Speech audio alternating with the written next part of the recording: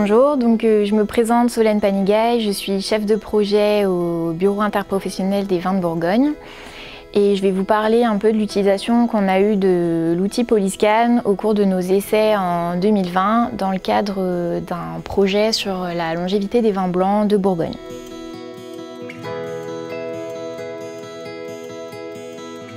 Le projet Volta, c'est un projet qui en fait découle de la volonté des professionnels de Bourgogne de mieux connaître leur matrice, donc que ce soit du mou ou du vin, pour mieux appréhender le potentiel de longévité de leur vin. La première étape de notre étude, ça a été de constituer un réseau de caves partenaires, donc au nombre de 34.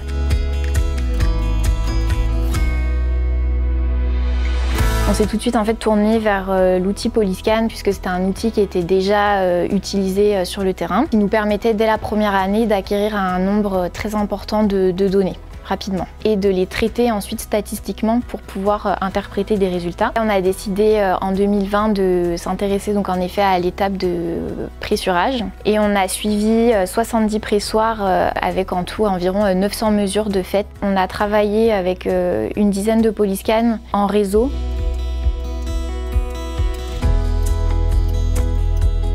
On a pu mettre en évidence trois catégories de pressoirs suite à ces essais, suivant l'extraction en polyphénol au cours du process de pressurage et donc établir une échelle du risque oxydatif.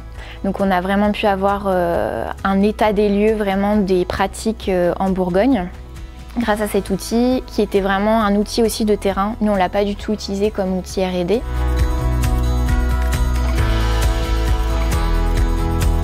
C'est un outil qui est facilement transportable, utilisable sans besoin de nettoyage, de calibrage. Et l'intérêt aussi majeur de cet outil, c'est qu'il présente une base de données. On a pu, dès la première année, aussi comparer nos résultats à cette base de données et pouvoir les interpréter de façon plus pertinente. On a beaucoup travaillé en collaboration avec l'équipe de Vinvention pour l'interprétation des résultats et mieux comprendre les indices aussi développés dans le cadre de cet outil qui sont les indices EasyOx, Phenox et la tendance d'évolution.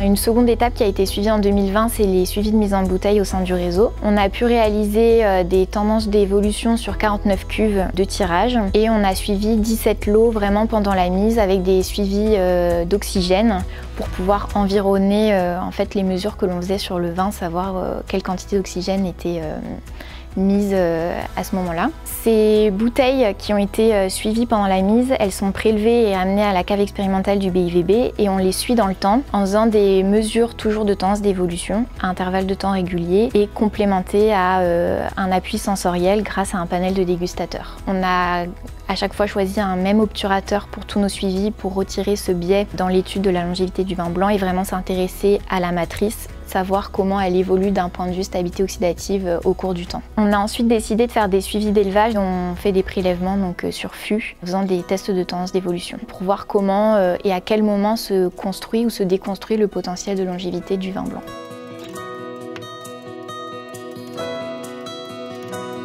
On souhaite surtout collecter un grand nombre de données sur cuves de débourbage et en fin de fermentation alcoolique. Ensuite, on aimerait pouvoir continuer à suivre certains lots sur toute leur vie, du pressurage jusqu'à la mise en bouteille.